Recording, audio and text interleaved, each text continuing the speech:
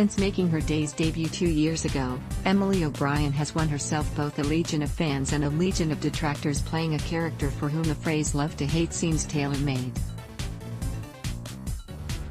For this alone, the actress should receive kudos, but today she wins a special prize, Soap Hub's Performer of the Week award, for her spectacular work during Gwen's much-deserved and long-awaited comeuppance.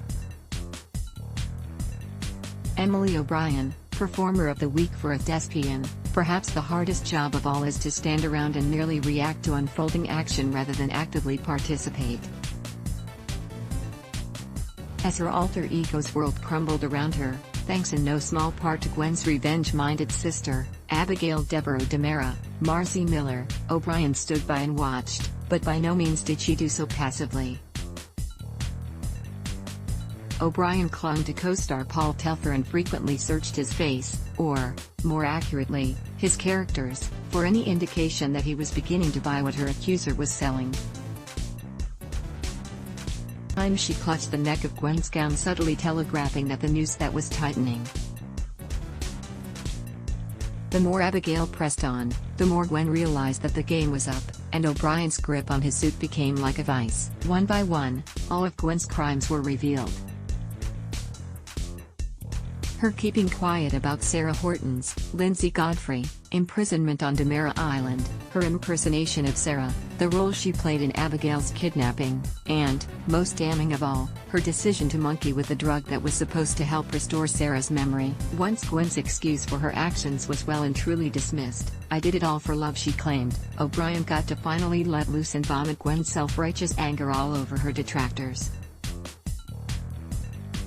"You don't fool me. Just because you cloud it all in this Horton morality, Horton gentility. I know that this is payback, and you and your old lady, you are no better than me. And your bogus, disgusting piety just makes me sick. It makes me sick."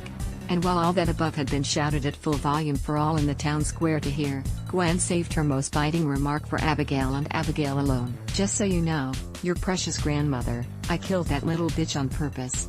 Honorable mention, Matthew Ashford and Emily O'Brien have always shared a particularly stellar father-slash-daughter chemistry, but that familial bond that their characters share has been irrevocably damaged.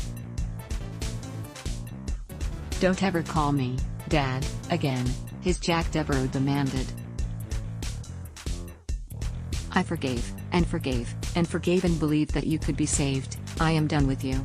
The hurt, the disappointment was palpable. It was in Ashford's body and his eyes, especially the eyes. Honorable mention, Marcy Miller is the public excoriator. Miller had the lion's share of dialogue, which she delivered with a true prose panache. Her best bit? Without a doubt, it was Abigail's fervent demand that Gwen, "Can it, bitch." Nobody interrupts Abigail when she's on a roll. Honorable mention, Paul Telfer on social media. The always affable Telfer had nothing but kudos for O'Brien. On screen, his Xander had a much less congenial attitude towards Gwen, whom he dubbed "the worst person I have ever known," in a voice that somehow conveyed dripping disdain and utter heartbreak all at once. Honorable mention, Melissa Reeves. It's rare to see Reeves in fighting form, but she gave serious Mama Bear vibes when her Jennifer Rose Horton Devereaux saddled up to O'Brien's Gwen and not only denounced her as a coward but outright dared her to continue the hate-filled tirade she'd begun. Days of Our Lives, DOOL, airs weekdays on NBC. Check your local listings for airtimes. For more about what's coming up in Salem, check out all the latest that's been posted on Days Spoilers, and for an in-depth look at the show's history, click here. Ad block test, why?